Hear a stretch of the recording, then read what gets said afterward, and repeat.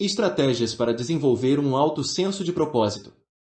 Uma vez que tenha se comprometido a desenvolver ou fortalecer o seu senso de propósito, então o trabalho árduo começa.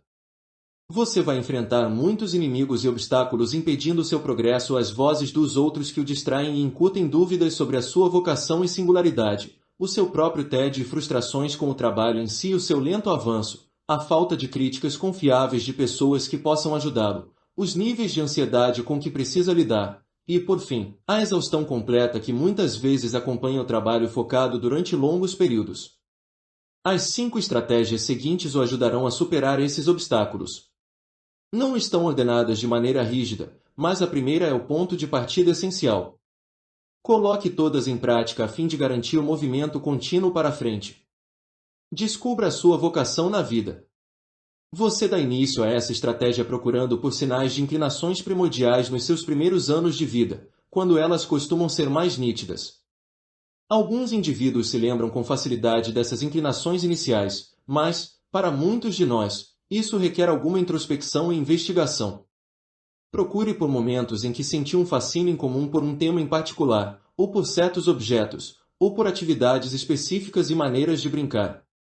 Marie Curie, grande cientista do século XIX e início do século XX, recordava-se com clareza do momento em que, aos 4 anos de idade, entrou no escritório do pai, subitamente mesmerizada pela visão de todo tipo de tubos e instrumentos de medida para vários experimentos químicos, guardados atrás de um armário de vidro polido. Por toda a vida ela sentiria um arrepio similar sempre que entrava num laboratório. Para Anton Tchekov, foi assistir a uma peça teatral quando menino, na cidadezinha em que vivia. Toda aquela atmosfera de faz de conta o comoveu. Para Steve Jobs, foi passar por uma loja de eletrônicos quando criança e ver tantos dispositivos fantásticos na vitrine, maravilhando-se com a sua concepção e complexidade. Para Tiger Woods, foi a experiência de ver, aos 2 anos de idade, o pai lançar bolas de golfe para dentro de uma rede na garagem, e não conseguir conter a excitação e o desejo de imitá-lo. Para o escritor Jean-Paul Sartre, foi a fascinação na infância com as palavras impressas numa página, e os possíveis significados mágicos que cada palavra possuía. Esses momentos de atração visceral vieram de maneira repentina e sem nenhum encorajamento dos pais ou de amigos. Seria difícil colocar em palavras por que ocorreram, são sinais de algo além do nosso controle pessoal. A atriz Ingrid Bergman foi quem expressou isso melhor, ao falar do fascínio que sentia pelo ato de representar na frente da câmera de cinema do pai quando ainda era pequena. Eu não escolhi atuar. A atuação me escolheu. Às vezes, essas ocasiões nos vêm quando somos mais velhos, como quando Martin Luther King Jr. compreendeu a sua missão na vida ao ver-se envolvido no boicote aos ônibus de Montgomery. E às vezes ocorrem quando observamos outras pessoas que são mestres no seu campo.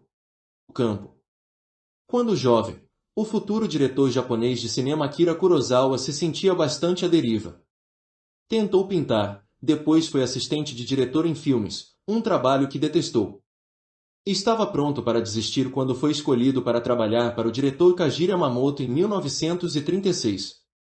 Observando esse grande mestre em ação, de repente os olhos de Kurosawa se abriram para as possibilidades mágicas do cinema, e compreendeu a própria vocação. Como descreveu mais tarde, foi como se o vento sobre uma montanha soprasse contra o meu rosto. Com isso me refiro àquele vento maravilhosamente refrescante que você sente depois de uma escalada árdua e dolorosa. O sopro daquele vento lhe diz que você está atingindo o topo. Então você se põe de pé no topo e olha para baixo, para toda a paisagem que se abre. Quando me pus de pé por trás de Yama-san na sua cadeira de diretor junto à câmera, meu coração se encheu desse mesmo sentimento. Finalmente cheguei. Como outro sinal, examine os momentos da sua vida em que certas tarefas ou atividades lhe pareceram naturais ou fáceis, como se você nadasse com a corrente.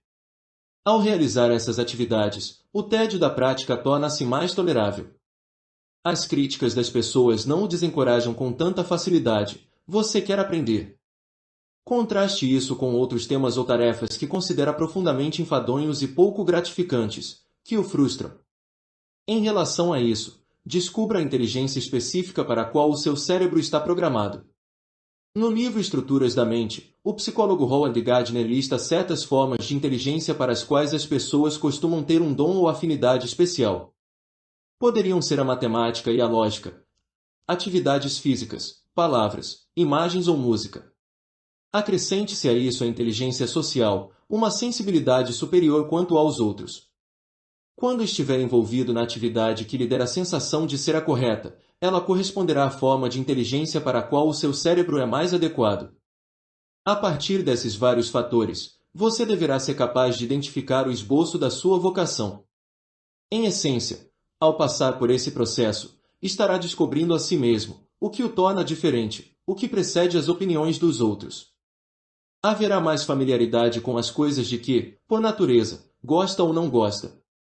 Na vida, tendemos a perder o contato com as nossas preferências, influenciados de modo intenso pelo que outros fazem e pela cultura. Você vai subtrair essas influências externas. Quanto mais profunda for a conexão que formar com a sua vocação, mais será capaz de resistir às ideias ruins dos outros e ativar o seu sistema de direcionamento interno. Devote algum tempo a esse processo, utilizando um diário se for necessário. Desenvolva o hábito de se acessar e se escutar, de forma a monitorar continuamente o seu progresso e ajustar essa vocação às várias etapas da sua vida. Se você for jovem e estiver no início da carreira profissional, explore um campo relativamente amplo relacionado às suas inclinações, por exemplo, se a sua afinidade é por palavras e pela escrita, tente todos os tipos diferentes de escrita até encontrar o encaixe perfeito. Se for mais velho e tiver mais experiência, use as habilidades que já desenvolveu e descubra uma maneira de adaptá-las na direção da sua verdadeira vocação. Lembre-se de que a vocação pode combinar vários campos que o fascinam. Para Jobs, por exemplo, era a intersecção de tecnologia e design. Mantenha o processo sem um limite de tempo determinado, a sua experiência o instruirá quanto ao caminho. Não tente pular a etapa de descobrir a sua vocação.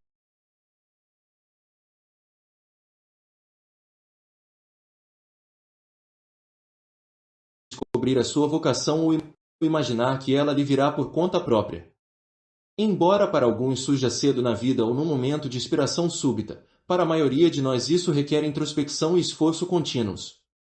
Experimentar com as habilidades e opções relacionadas à sua personalidade e às suas inclinações não é apenas o passo mais essencial do desenvolvimento de um senso elevado de propósito, é talvez o mais importante. Saber profundamente quem você é, reconhecendo a sua singularidade, tornará mais fácil evitar todas as outras armadilhas da natureza humana. Utilize os impulsos negativos e de resistência. A chave para o sucesso em qualquer campo é desenvolver primeiro habilidades em várias áreas, as quais você poderá mais tarde combinar de maneiras únicas e criativas. No entanto, o processo de fazê-lo pode ser enfadonho e sofrido, à medida que toma consciência das suas limitações e falta relativa de habilidade.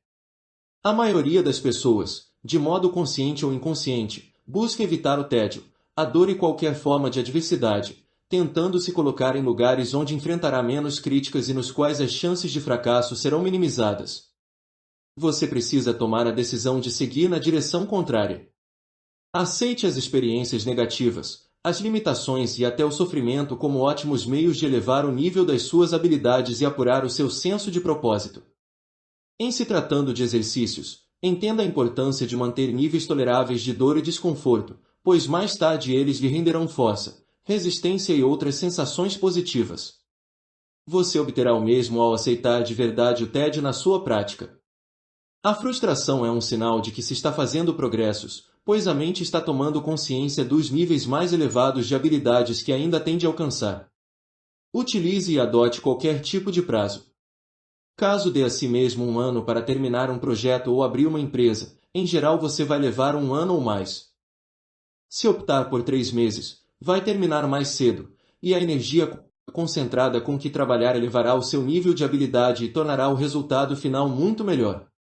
Se necessário, fabrique prazos razoavelmente apertados a fim de intensificar o seu senso de propósito. Thomas Edison sabia que levava tempo demais em suas invenções, por isso desenvolveu o hábito de falar a jornalistas sobre as grandes qualidades das suas criações futuras, exagerando na descrição das ideias. Com a publicidade, seria agora colocado na posição de ter que cumprir o prometido, e em relativamente pouco tempo, ou seria ridicularizado. Teria de se mostrar à altura do desafio, e quase sempre conseguia. Hakuin, grande mestre zen do século XVIII, levou isso mais longe. Sentia-se muito frustrado com certos koans, anedotas paradoxais criadas para induzir a iluminação, apresentados a ele por seu mestre. A falta de progresso o deixou desesperado, por isso prometeu a si mesmo, com toda a seriedade, se em 7 dias eu não tiver dominado todos esses koans, vou me matar. A estratégia funcionou e continuou a funcionar, até que ele atingiu a iluminação total. À medida que progredir no seu caminho, você estará cada vez mais sujeito às críticas dos outros. Algumas delas talvez sejam construtivas e dignas da sua atenção, mas muitas serão o fruto da inveja. Você reconhecerá este último tipo pelo tom emocional da pessoa ao expressar opiniões negativas. Esses indivíduos vão um pouco longe demais, falam com certo excesso de veemência, levam as coisas para o lado pessoal, incutindo dúvidas sobre a sua habilidade geral, enfatizando a sua personalidade mais do que o trabalho, não mencionam detalhes específicos sobre o que e como melhorar. Tendo reconhecido esse tipo de crítica, o truque é não o internalizar de jeito nenhum. Tornar-se defensivo é sinal de que foi atingido. Em vez disso, use as opiniões negativas deles para motivá-lo e aumentar o seu senso de propósito. Absorva a energia propositada. Nós, seres humanos, somos extremamente suscetíveis aos ânimos e à energia das outras pessoas. Por esse motivo, evite o contato excessivo com aqueles que têm um senso baixo ou falso de propósito. Por outro lado, tente sempre encontrar aqueles com um senso elevado de propósito e se associar a eles. Alguém assim poderia ser o perfeito mentor ou professor ou parceiro num projeto, tendendo a inspirar o melhor em você. Além disso, será mais fácil e até revigorante receber as críticas dele. Essa foi a estratégia com que Coco Chanel, veja o capítulo 5, angariou tanto poder. Ela começou numa posição de grande fraqueza, uma órfã com pouco ou nenhum recurso na vida. Quando tinha 20 e poucos anos, compreendeu que a sua vocação era conceber roupas e criar a sua própria linha de moda. Precisava desesperadamente de alguém que a guiasse, porém, em especial no quesito administrativo. Procurou por pessoas que pudessem ajudá-la a encontrar o caminho. Aos 25 anos, conheceu o alvo perfeito, um rico empresário inglês mais velho chamado Arthur Boy Capel. Ela se sentiu atraída pela ambição dele, pela sua experiência em vários campos, seu conhecimento das artes e o seu pragmatismo implacável. Coco se apegou a Capel com enorme veemência, e este foi capaz de incutir nela a confiança de que ela se tornaria uma estilista famosa, educando-a em relação à administração de negócios em geral. Ofereceu-lhe críticas severas, as quais ela aceitaria por causa do profundo respeito que lhe nutria, guiando-a nas primeiras decisões importantes ao estabelecer o negócio. Graças a Capel, Chanel desenvolveu um senso bem apurado de propósito que manteve por toda a vida. Sem essa influência, o caminho dela teria sido muito confuso e difícil. Mais tarde, Chanel continuou retornando a essa estratégia. Encontrou outros homens e mulheres com habilidades que ela não tinha, o que precisava fortalecer graciosidade social, marketing, um faro para as tendências culturais, com quem cultivou relacionamentos que lhe permitiram aprender. Nesse caso, é bom conhecer aqueles que sejam pragmáticos, e não apenas os que são carismáticos ou visionários. Você quer o conselho prático deles, e lhes absorver a disposição de concluir projetos. Se for possível, junte ao seu redor um grupo de pessoas de campos diferentes, como amigos ou parceiros, que tenham uma energia similar. Vocês ajudarão a elevar o senso de propósito uns dos outros. Não se contente com associações ou mentores virtuais. Estes não terão o mesmo efeito. Crie uma escada de metas descendentes. Atuar com metas de longo prazo lhe dará tremenda claridade e determinação. Essas metas, um projeto ou negócio a ser criado, por exemplo, são relativamente ambiciosas, o bastante para extrair o melhor de você. O problema, porém, é que também tenderão a gerar ansiedade à medida que você examinar tudo o que tiver de alcançar pelo ponto de vista atual. Para lidar com essa ansiedade, crie uma escada com as pequenas metas que compõem o caminho, desde o seu objetivo final até o ponto onde se encontra. Esses objetivos devem ser mais simples quanto mais baixo na escada você estiver, e deve atingi-los em períodos relativamente curtos de tempo, o que lhe dará momentos de satisfação e um senso de propósito. Sempre divida as tarefas em partes menores, tenha micrometas a cada dia ou semana. Isso o ajudará a se concentrar e evitar complicações ou desvios que desperdiçariam a sua energia. Além disso, lembre-se o tempo todo da meta maior, de não a perder de vista ou se embaralhar demais em detalhes. De tempos em tempos, retorne à sua visão original e imagine a satisfação imensa que sentirá quando ela se concretizar. Isso lhe dará clareza e inspiração para progredir. Também é bom ter um pouco de flexibilidade no processo. Em certos momentos, você vai reavaliar o seu progresso e ajustar as várias metas conforme o necessário, aprendendo constantemente a partir da experiência, adaptando e aprimorando o seu objetivo original. Lembre-se de que o que você busca é uma série de resultados e realizações práticas, não uma lista de sonhos não concretizados e projetos abortados. Trabalhar com metas menores e integradas o moverá nessa direção. Perca-se no seu trabalho. A maior dificuldade que o leitor vai enfrentar para manter um senso elevado e consistente de propósito talvez seja o nível de comprometimento que é necessário com o passar do tempo, além dos sacrifícios que o acompanham. Você terá de lidar com muitos momentos de frustração, tédio e fracasso, e as tentações incessantes da nossa cultura por prazeres mais imediatos. Os benefícios listados anteriormente nas chaves para a natureza humana muitas vezes não são aparentes de imediato, e, com o passar dos anos, você talvez venha a se sentir esgotado. Para contrabalançar esse tédio, tenha momentos de fluxo em que a sua mente mergulha tão fundo no trabalho que você é transportado para além do seu ego, experimentando uma sensação de calma profunda e euforia. O psicólogo Abraham Maslow chamou isso de experiências de pico. Uma vez que alguém passe por isso, será mudado para sempre. Você sentirá a necessidade de repeti-la. Os prazeres mais imediatos que o mundo oferece empalidecem em comparação. E, quando se sentir recompensado pela sua dedicação e por seus sacrifícios, o seu senso de propósito será intensificado. Essas experiências não podem ser fabricadas, mas você tem como montar o palco para elas e aumentar bastante a chance de que ocorram. Em primeiro lugar, é essencial esperar até que esteja mais adiante no processo, tendo realizado pelo menos mais da metade de um projeto, ou depois de muitos anos de estudo no seu campo. A sua mente, então, será preenchida por todos os tipos de informação e prática, amadurecidas para uma experiência de pico. Em segundo lugar, planeje se entregar ao trabalho por um tempo ininterrupto quantas horas e dias na semana for possível. Com esse fim, você deve eliminar de forma rigorosa o nível habitual de distrações, até mesmo fazer planos para desaparecer por algum tempo. Pense nisso como um tipo de retiro religioso. Steve Jobs fechava a porta do escritório, passava o dia inteiro em sua sala e esperava até entrar num estado de foco profundo. Uma vez que você se torne hábil nisso, conseguirá fazê-lo quase em qualquer lugar. Einstein era notório por alcançar um estado tão profundo de absorção que se perdia nas ruas da cidade ou enquanto velejava num lago. Em terceiro lugar, a ênfase deve ser no trabalho, nunca em você mesmo ou no desejo de reconhecimento. Você está fundindo a sua mente com o trabalho em si, e qualquer pensamento invasivo do seu ego ou dúvidas sobre a sua pessoa ou obsessões vão interromper o fluxo, o qual não é apenas imensamente terapêutico, mas também gera resultados criativos incríveis. Durante o tempo em que a atriz Ingrid Bergman estava envolvida num projeto cinematográfico em particular, ela lhe dedicava a cada gota de energia, esquecendo-se de tudo mais.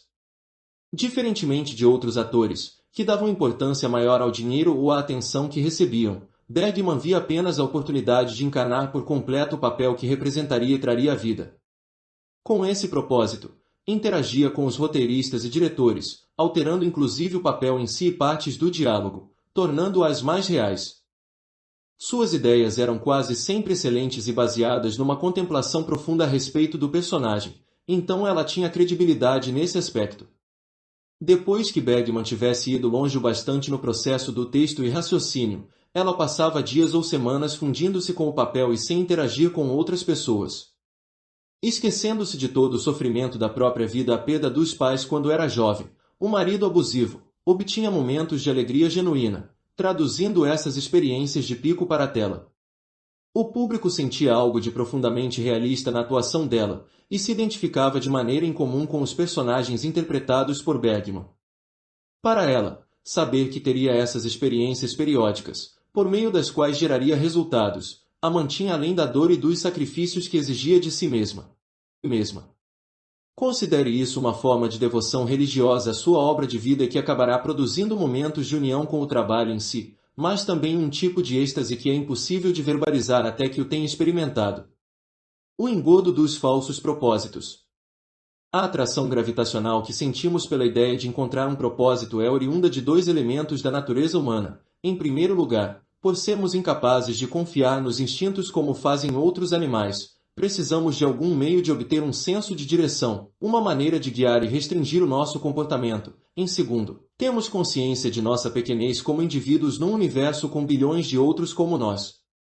Estamos cientes da nossa mortalidade e de como seremos, no fim de tudo, engolidos pela eternidade. Sentimos a necessidade de sermos maiores do que apenas os indivíduos que somos, e conectados a algo que nos transcenda. Sendo a natureza humana o que é, porém, muitos buscam criar um propósito e uma sensação de transcendência que demandem pouco, querem encontrar luz da maneira mais fácil e acessível, com o mínimo de esforço. Essas pessoas se entregam a falsos propósitos, aqueles que somente fornecem ilusão. Podemos contrastá-los com os propósitos reais da seguinte maneira: estes vêm de dentro, são uma ideia, uma vocação, um senso de missão ao qual nos sentimos conectados pessoal e intimamente. São nossos. Talvez tenhamos sido inspirados por outros, mas ninguém os impôs nem pode tirá-los de nós. Se formos religiosos, não aceitamos a ortodoxia apenas, passamos por uma introspecção rigorosa e tornamos a nossa crença interna, verdadeira para nós mesmos. Os falsos propósitos, ao contrário, têm raízes em fontes externas, por exemplo, sistemas de crença que nos engolem por inteiro ou conformismo ao que os outros fazem. O propósito real nos eleva, para um nível mais humano. Aprimoramos as nossas habilidades e apuramos a mente, percebemos o nosso potencial e contribuímos à sociedade. Os falsos propósitos, ao contrário, nos arrastam para baixo, para o lado animal da nossa natureza, vícios, perda dos poderes mentais, conformismo irracional e cinismo. É crucial que tomemos consciência dessas formas falsas inferiores de propósito, pelas quais é inevitável não se deixar levar em alguma época da vida, pois são fáceis, populares e demandam pouco. Se conseguirmos eliminar o impulso em direção a elas, gravitaremos de modo natural rumo às formas superiores, na nossa busca inescapável por sentido e propósito. Aqui estão 5 dos falsos propósitos mais comuns que têm tentado os seres humanos desde o início da civilização. A busca por